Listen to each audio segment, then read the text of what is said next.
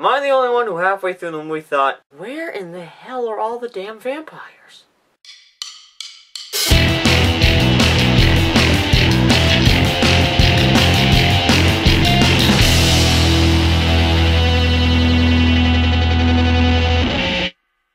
Hi, my name is Dylan, and today I'm here to review the 2012 film Lincoln, written by Tony Kirsch and directed by Steven Spielberg. Okay, I know this movie isn't technically Thanksgiving Day themed, but you know, Lincoln freed black people from slavery, so you know, be thankful he did that. When you walk in, you expect you're gonna see, you know, the life story of Lincoln. I mean, it's called Lincoln, so you think, you know, you see him as a kid, you know, a teenager, an adult, president, all this stuff. But really, it's just really based on him trying to pass the 13th Amendment, which would abolish slavery. And you know, the movie focuses on all the little political moves he had to do to make this happen, and all the, you know, stress it put on his mind, family, and friends and such. So I guess if you want a more realistic tie, you can call it old white men screaming for 2.5 hours, but it's not as catchy. But overall, I really gotta say I loved this movie. Daniel Day-Lewis gave a phenomenal performance as Lincoln. I really bought him as the character, not only in looks, but in persona. And he's probably going to get an Oscar nomination for this. But then again, also, the sky's going to be blue tomorrow, so yeah, it's definitely going to happen. You know, they originally wanted to get Liam Neeson to play Abraham Lincoln, but he kept beating people up who wouldn't vote for the bill, so it didn't really work out. I don't know who you are. I don't know what you want. If you're looking for ransom, I can tell you I don't have money. What I do have is a very particular amendment. An amendment that will make a nightmare for people like you. If you pass my bill, I will not look for you. I will not pursue you. But if you don't, I will look for you. I will find you. And I will kill you. Sally Fields was also great as Lincoln's wife, even though I kept getting pissed off because Andrew Garfield kept coming in and treating her like crap for no reason. Oh wait, that's a different movie. Sorry! Tommy Lee Jones was also good in the movie, gave a great performance. And you know, you think Tommy Lee Jones looked less ridiculous without the wig, but actually without the wig he looks like Lex Luthor. Oh, and that 80s guy, James Spader, was in the movie, who was, I tell you, he was cracking me up the whole time, playing, I guess, the real-life version of Foghorn Leghorn. I say, so you will pass this amendment for Mr. Abraham Lincoln. He's Southern, okay, don't have the greatest educations, then again, neither do I. This Emancipation Proclamation will pass. Seriously, of all the people from the 80s who are going to get a comeback, I'm surprised it's James Spader. The James Spader character is a guy who's hired by Lincoln to help, you know, get senators to vote for the bill.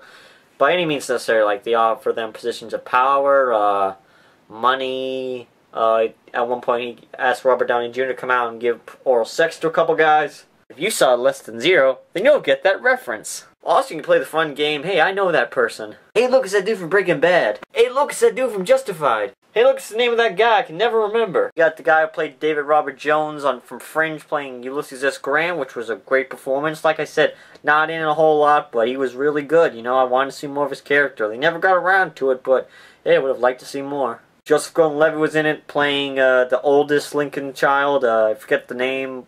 Robert Lincoln, can't remember. He was really good, gave a great performance. You know, Joseph Gordon-Levitt's a great actor. I think this year he's finally proven himself to be a really terrific, you know, high-class actor. You know, between The Dark Knight Rises, Looper, and this flick, I think, you know, he's finally earned my right to call him, you know, one of the top leading actors of today. Because we all know my opinion is the only one that matters. Also, my man Jackie Earle Haley was in this movie as Alexander Stephens, the Vice President of the Confederate States of America. He isn't in it a whole lot, but I just gotta give a shout out to my man. You're awesome as Guerrero! Winston Goggles, or I forget his name, is in this movie for a little bit. He plays a senator and such. He was great in the movie, you know, I love him in Justified, love him in this movie. He's one of those actors I've seen, you know, in bit parts over the years, I'm like, man, I really hope this guy makes it, and he's making it. Also, there's a kid in this movie who plays, I guess, like, the second youngest child. I don't know his name, but he was good. And there's also, like, some kid in this movie who plays, I guess, the Lincoln's youngest son or something. There was another, but he died. I can't remember his name, but, you know, he was good in the movie.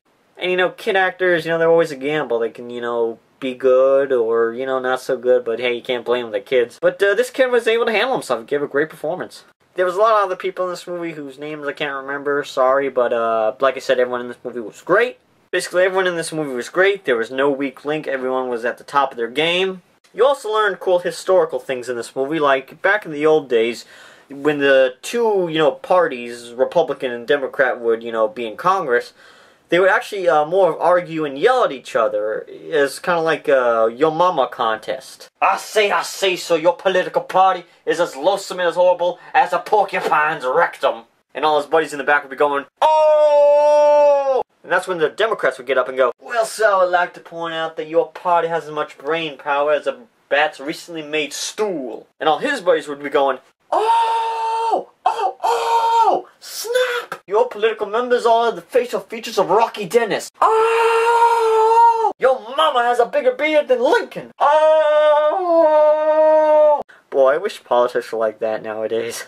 Now, some people might not realize that most of this movie is a lot of people talking. I mean, in a movie about the Emancipation Proclamation and the end of the Civil War, you'd think they'd show more battles, but they really don't. Which didn't really bother me. I mean, if you want to go watch a war movie about the Civil War, go watch Glory or some other movie I can't remember.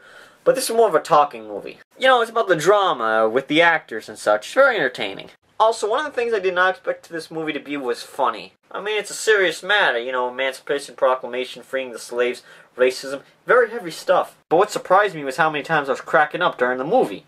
This has to do with James Spader. He's always cracked me up playing Senator Leghorn. Now, let me talk to you about my overall experience going to see this movie.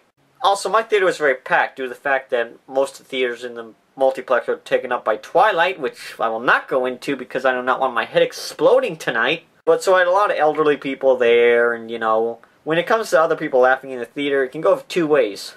One, you can find something funny and no one else will laugh, so when you laugh, you feel like an idiot. Or two, people find things funny that aren't really funny and laugh for hours on end, and it gets annoying. I've had experience. One makes a not so funny joke, and you have one guy going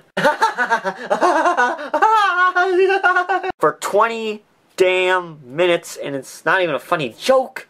But I digress. But the theater was good, they laughed at the funny parts but didn't go overboard with it. I gotta say, overall experiences, it was one of the better ones. The sets were great. I really felt like I was in the 1860s. The writing was great. There was some very memorable dialogue, and both being funny and both being, very inspiring. Spielberg did a great job directing, but then again, it's Spielberg, so you expect it, and it always happens. The big standout things in this movie are Daniel Day-Lewis, Sally Fields, James Spader, and the dialogue. Another good thing about this movie is it's very inspirational. I mean, it's a very hard thing to do. I mean, you gotta find the line between, being influential but not, being too preachy about the whole thing. And this movie, it finds some, that middle, easily. I mean, there are some memorable lines that I will remember for years to come. I can't do, this. I always have to, do this. Or something.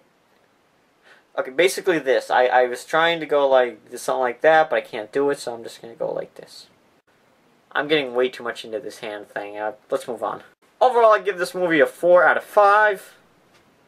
I did that wrong. Overall, I give this movie a 4 out of 5. I really enjoyed this movie, and, if you see it, you're going to have a fun time. It's a really good flick. So I hope you enjoyed this review. My name is Dylan, and remember, stay golden, pony boy.